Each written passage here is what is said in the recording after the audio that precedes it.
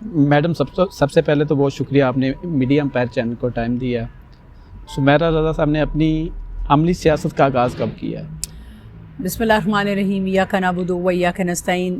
سیدہ سمیرہ رضا، میں نے اپنی عملی سیاست کا آغاز 2005 میں ایک الیکشن سے کیا، جو میں نے بی ڈی کا الیکشن سٹی ناظم کا کانٹیسٹ کیا اور الحمدللہ اس کو میں نے ون کیا۔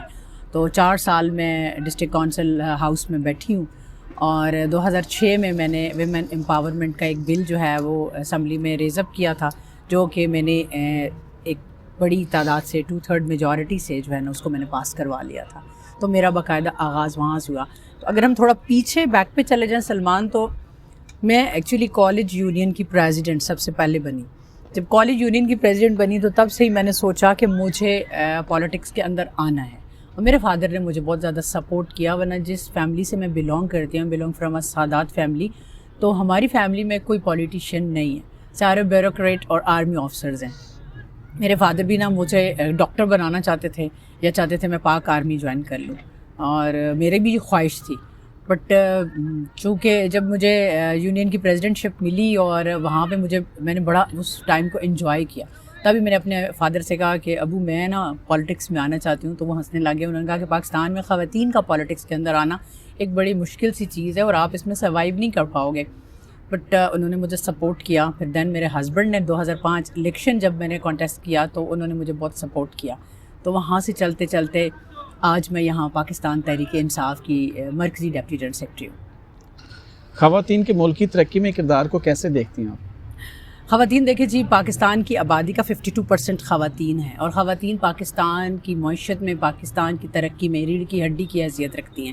کہ خواتین جو ہیں، ایک تو وہ انرجیٹک ہوتی ہیں، کمیٹڈ ہوتی ہیں، اسٹرانگ نروس کی ہوتی ہیں۔ تو کوئی بھی ملک تب تک ترقی یافتہ نہیں ہو سکتا جب تک کہ اس ملک کی خواتین مردوں کے شانہ بشانہ حصہ نہ لیں، وہاں ان کے ساتھ کام نہ کریں۔ پولیٹکس چونکہ ایک ذرا کریٹیکل قسم کا پلیٹ فارم ہے، تو وہاں پہ خواتین 2005 سے پہلے بہت کم خواتین دیکھنے میں آئیں، لیکن 2005 کے بعد اسمبلیوں کے اندر جس وقت خواتین کو 33% اور 20% کی نمائندگی دی گئی، تو بہت اچھی اچھی خواتین سامنے آئیں، بڑی بہترین خواتین سامنے آئیں۔ نیلوفر بختیار صاحبہ کا ایک بڑا نام ہے اس کے اندر، آپا یاسمین فاروقی ہیں ہماری، ماشاءاللہ پی ٹی آئی کی mother of P T I ہم انہیں کہتے ہیں۔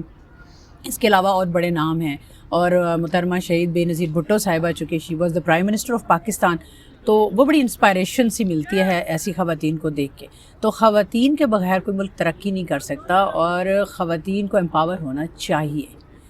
ہم تو خواتین کے امپاورمنٹ کے لیے بڑے عرصے سے کام کر رہے ہیں، اور ابھی بھی کام میں کر رہی ہوں، اور انشاءاللہ تعالیٰ جیسے نیکسٹ ہماری گورنمنٹ آئے گی، پہلے بھی ہماری گورنمنٹ نے خواتین امپاورمنٹ کے اوپر کافی زیادہ کام کیا، ویمن اسٹیٹس کے اوپر کام کیا، انہینسمنٹس کے اوپر کافی زیادہ جو ایشوز تھے اس کے اوپر کام کیا، لیکن انشاءاللہ جب 2 دہائی سے زیادہ ایکسپیرینس سے دوبارہ میرے کپتان وزیر اعظم پاکستان بنیں گے، تو انشاءاللہ تعالیٰ ہم ویمن امپاورمنٹ کے لیے مزید اچھی لیجسلیشنز، مزید اچھے پروگرامز لے کر آئیں گے۔ پی ٹی آئی کی گورنمنٹ گرنے کے بعد خان صاحب نے حقیقی آزادی مارچ کا اعلان کیا، کیا پاکستان حقیقت میں آزاد نہیں ہے؟ پاکستان اگر دیکھا جائے تو ویسے ایک انڈیپینڈنٹ کنٹری 1947 میں بنا، لیکن ہماری سوچ، ہماری اپروچ، ہماری شخصیت، ٹھیک ہے، اور ہمارے ارادے، ہر چیز جو ہے وہ محکوم ہے، ہر چیز کو بندی بنا دیا گیا، ہمیں بالکل غلاموں جیسی زندگی گزارنے پہ مجبور کر دیا گیا۔ حقیقی آزادی کا مطلب کیا ہے وہ ہمیں عمران خان نے بتایا ہے، وہ میرے کپتان نے بتایا ہے، صرف پاکستان کو نہیں بلکہ پوری دنیا میں انہوں نے یہ نیریٹو بلڈ اپ کیا ہے کہ حقیقی آزادی کیا ہوتی ہے۔ حقیقی آزادی وہ ہے جہاں آپ سچ اور جھوٹ کو جو ہے نا 2 حصوں میں بتا سکیں کہ یہ سچ ہے اور یہ جھوٹ ہے، جہاں آپ بات کر سکیں اپنے نیریٹو کے مطابق بالکل انڈیپینڈنٹ ہو کے، ایک آزاد خیال معاشرہ نہیں بلکہ ایک آزاد جمہوریت کی میں بات کرتی ہوں، ایک انڈیپینڈنٹ ڈیموکریسی کی بات ہم کرتے ہیں، اور انڈیپینڈنٹ ڈیموکریسی یہ ہے کہ عوام کی حکومت عوام کے لیے، عوام کے مسائل کے حل کے لیے، نہ کہ راتوں رات ان پہ پیٹرول بم گرائے جائیں، نہ کہ 20 روپے کا بسکٹ کا پیکٹ 8 مہینے میں 40 روپے کا ہو جائے، نہ کہ 50 روپے کلو والا آٹا آپ کو 150 روپے کلو میں ملے، نہ کہ آپ کی 50 روپے کلو بکنے والی دال جو ہے وہ 300-400 روپے کے اوپر چلی جائے۔ تو آپ کی ضروریات زندگی آپ کے جب پہنچ سے باہر نکل جائیں، آپ کی اپروچ سے باہر ہو جائیں، عام آدمی کا زندہ رہنا مشکل ہو جائے، اس کا سانس لینا مشکل ہو جائے، تو پھر حقیقی آزادی کے لیے اسے اپنی جنگ لڑنی پڑتی ہے، اور حقیقی آزادی یہی ہے کہ ہم اپنے رائٹس کے لیے فائٹ کریں، اور وہ ہم کر رہے ہیں۔ 7 ماہ پہلے خان صاحب ابھی تک مین اسٹریم اور ڈیجیٹل میڈیا بند کیا گیا، اس کے بعد سوشل میڈیا کے کردار کو کیسے دیکھتے ہیں؟ جی، ڈیجیٹل میڈیا اور سوشل میڈیا کا جو کریکٹر ہے وہ تو بہت امپورٹنٹ ہے کسی بھی سوسائٹی کے لیے، اور اس وقت جس وقت پاکستان میں رجیم چینج آیا، راتوں رات شب خون مارا گیا ہماری حکومت کے اوپر، تو اس کے بعد ڈیجیٹل میڈیا اور سوشل میڈیا 2 ایسے پلیٹ فارمز تھے جہاں سے ہم حقیقی آزادی کی جنگ لڑ رہے تھے، جہاں پر ہم اپنا یہ جہاد ہم نے سٹارٹ کیا، اور انہوں نے بڑے اچھے طریقے سے سوشل میڈیا نے اور ڈیجیٹل میڈیا نے بڑے اچھے طریقے سے اس کو آگے بھی لے کے آئے، اس کو پروموٹ بھی کیا۔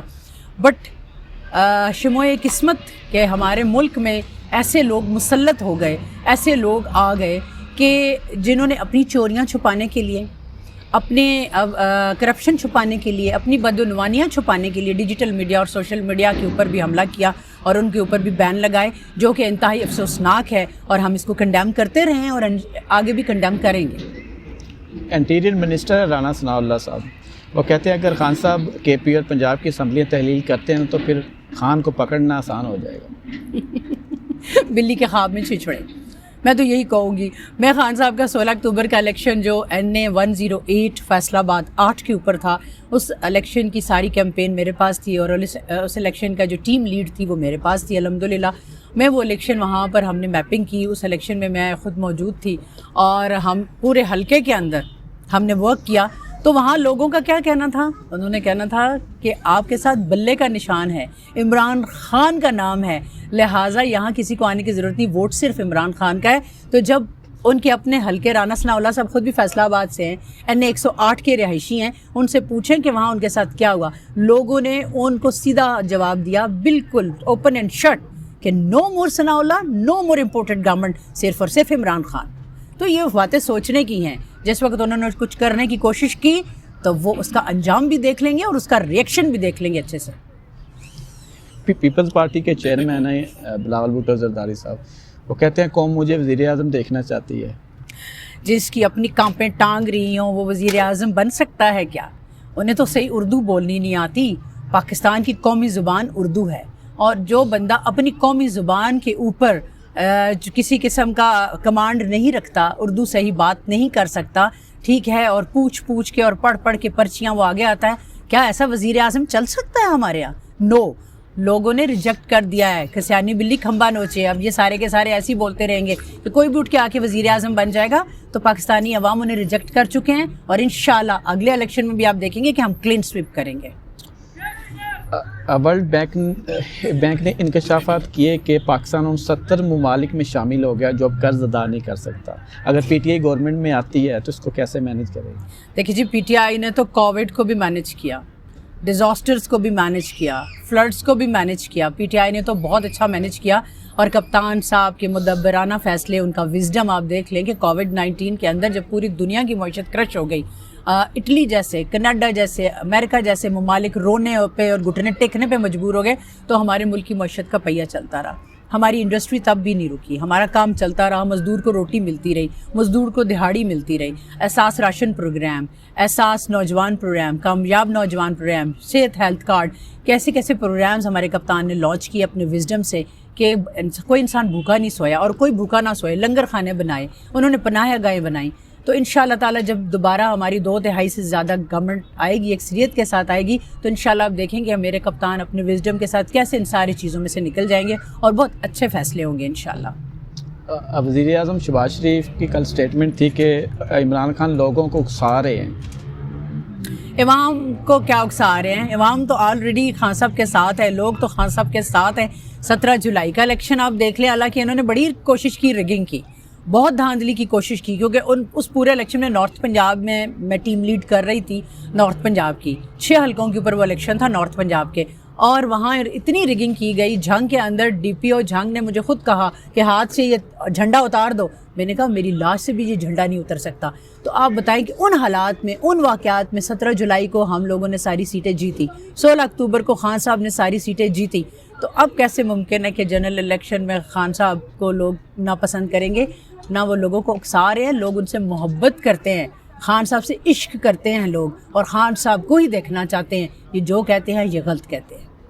نون لیگ کے مفتاح اسماعیل صاحب, انہوں نے خان صاحب کو بابا ڈیفالٹ قرار دے دیا ہے, آپ کیا کہتے ہیں؟ کیونکہ وہ خود ڈیفالٹ ہو چکے ہیں, اس لیے اپنا سر کا گند وہ خان صاحب پر ڈالنا چاہتے ہیں. تو خان صاحب نے تو بڑے اچھے طریقے سے پاکستان چلایا.